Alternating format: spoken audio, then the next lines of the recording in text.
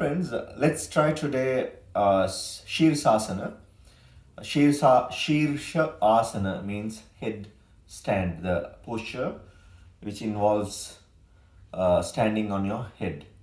Right? You are literally going to stand on your head with the support of the hands. Um, don't try this if you have neck injuries or if your body is weak. But if your neck is relatively strong and your forearms are strong, you can try Sirsasana. There are a lot of alternative postures that can get the same benefit of Sirsasana, but it would be nice to be able to do Sirsasana if you are a yoga practitioner. Um, Before practicing Sirsasana, there are certain things that you should consider. One is uh, if you have rings, heavy rings, or rings with stones, you can remove them, otherwise, they can lead to injuries. Keep them away. And you should practice forward roll, right? It's important that you practice forward roll because that's going to be your safety net if you are falling off balance. Okay, let's see how we are going to do forward roll. You can do forward roll like this, or it's easier actually to practice forward roll like sitting or squatting like this, right? Place your palms on the mat and just roll down, leaving your neck. You are rolling on your neck more than on your head. You are rolling on your neck. That's a forward, right? If you are game for it, you can even practice backward rolls like that. So that itself gives some flexibility to your neck back region, right? Rolling forward and rolling backwards. Rolling forward, rolling backwards, right? Those will give you some confidence that your neck is good and you can collapse and allow the forward roll to take the momentum of falling, right? Then the to do a vertical standing posture, better to start by getting somebody's help, or if you don't have it, to get anyone's help, you can try leaning onto a wall. I'm going to deconstruct the headstand into three parts. Let's look at the first part. I'm going to do that with the help of a wall first. Bring your mat close to the wall, leaving a gap of about 2 inches, 3 centimeters, and sit next to it in Vajrasana. And your fingers interlaced, a gap between forearms would be like this because you're going to place your crown of the head on the forearms, right, like this. And then you simply walk your feet towards your head until you can feel your weight balances over, and you can easily lift your feet off the ground like this. And now if you are losing balance, you can simply lean on the wall and get that support, right? So when the wall is there, you'll feel comfortable. You'll feel confident that you are not going to fall over, right? So try this one, lifting your knees and then walk your feet upwards and place your heels on the wall. You can try this for a couple of days until you are fully confident standing on your head. Keep your feet relaxed and breathe deeply.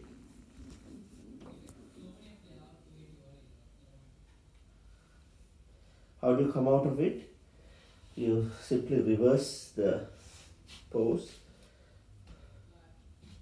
bring feet down, and then fold the knees towards the chest. Allow the feet to come down slowly. And you don't come out of the posture in one go, you move to Balasana or child pose. You can do Balasana like this, or you can do Balasana like this. Breathe deep. They are all reverse abdominal breaths. Whereas where you're not using your belly so much for breathing, you breathe inside your chest. In fact, you are breathing in to the back of your lungs.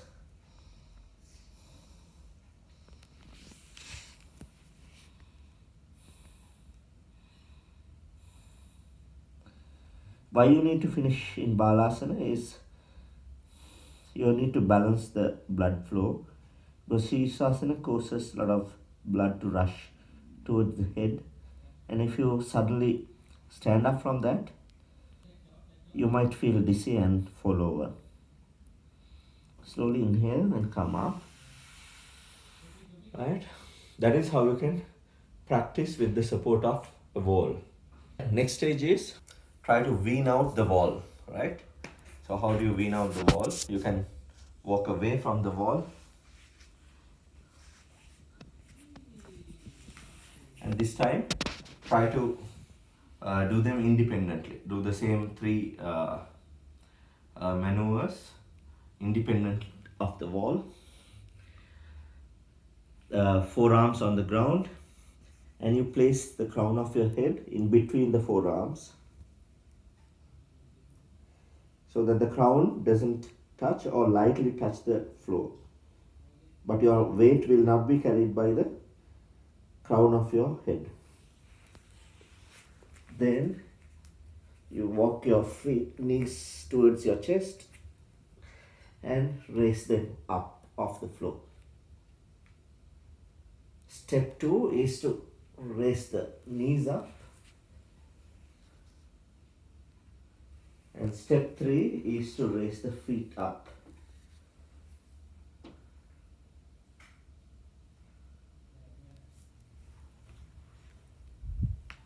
You take about 10 breaths here.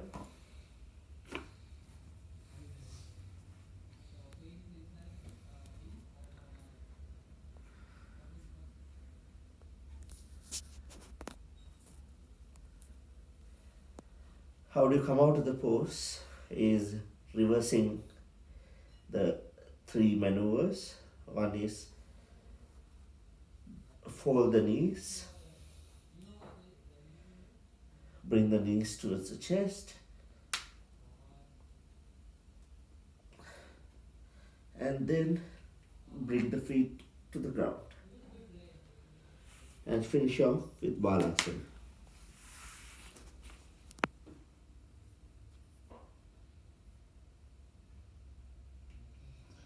Take about 10 breaths there itself, and inhaling, come out.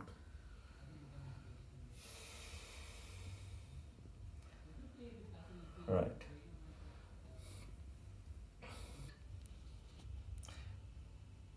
The benefits of Sirsasana are multifaceted.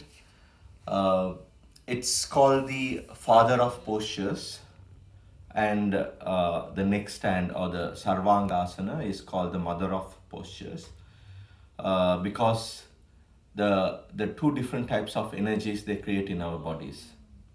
So mother of postures, Sarvangasana, enhances your feminine qualities, whereas the Sirsasana, the headstand, improves your masculine qualities. You need to have the right balance of these two. If you just practice Sirsasana without practicing Sarvangasana, you can easily become a hot-tempered person, because that would be a more of a masculine trend to have, lose temper. And on energetically, Sirsasana helps to flourish your brain region and work on your Ajna chakra, which is the third eye chakra, and the Sahasrara chakra. So mainly in Sirsasana, you focus on your third eye chakra, because it brings a lot of blood to your face. Your face will glow, face will look younger, and your brain will have good supply of energy. So that kind of physical benefits are also there in this posture. Plus, the balance, being able to balance in this posture improves your confidence. It strengthens your forearms. It strengthens and tests your core strength, right? The advanced maneuver of Sirsasana requires a lot of core energy. I'll do a demonstration of that. You start in the same way with Vajrasana, and you place your hands the same way. In between the forearms, you place your crown of the head. And this time, you keep your feet straight and keep walking in until you can feel that you can take your feet off the ground, like this. Alright? And then you keep raising your legs up and you come to Sirsasana.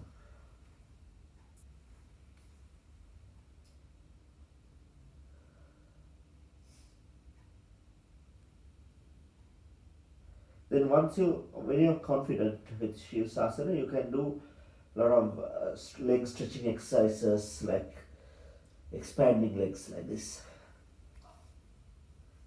and twisting postures like twisting.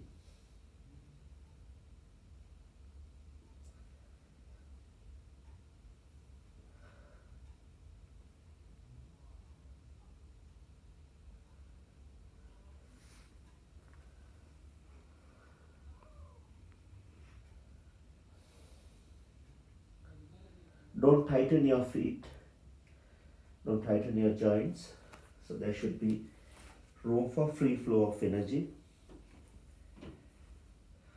Only part that is strong and tight is mainly your neck and your forearms.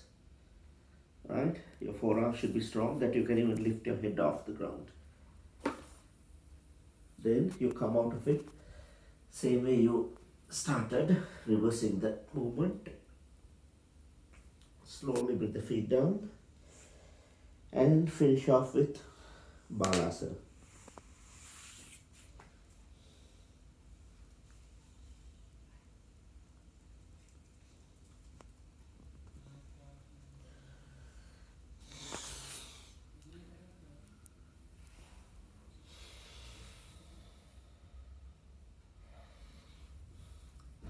Let's see how if we are losing our balance, how to come out of that situation. So I taught you forward rolls. Let's see how we can employ forward rolls to save our neck and the back if you are falling over. All right.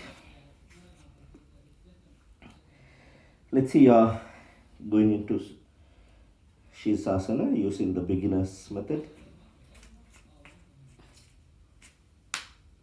And you are here and you start to wobble, right? Start to wobble and you're going to fall. The first thing you should do is let go of your grip and just fall, right? If you had your fingers interlaced, they will get crushed by the head. So be careful. But always remove the fingers and allow body to roll over. Let's repeat that.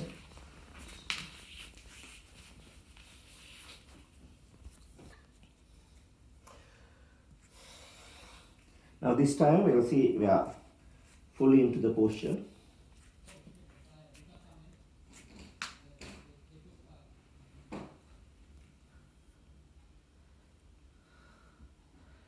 You are fully into the posture and you know that you are losing your balance.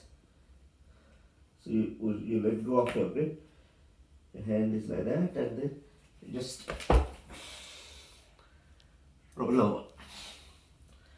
Right? Okay. With the Sirsasana. Trust all of you enjoyed that Sirsasana session with me. Most important thing is be careful, listen to your body. If you feel you're confident and you're up to doing Sirsasana, you can try that. But of course, remember there are many postures like down dog, which is the Adho Mukha Shavasana, which give the same benefits of Sirsasana. But if you want to, if you feel that you want to master Sirsasana, by all means try this.